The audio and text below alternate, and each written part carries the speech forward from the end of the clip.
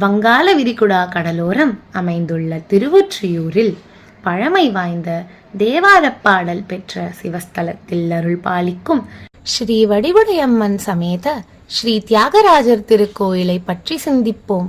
மகராஜம் திருவேதியூரேவும் திருவாளர் தியாகராஜன்.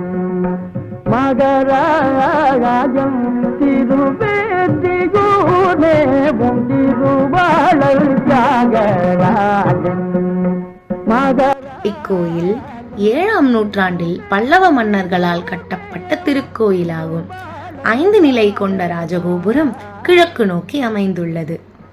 முன்பு ஒரு சமயம் பிரளய காலத்தில் பிரளயம் வேண்டாம் என பிரம்மதேவன் சிவபெருமானிடம் கோரிக்கை வைத்து யாகம் நடத்தினார். அந்த யாக குண்டமே கோயிலாகவும் அந்த யாக குண்டத்தில்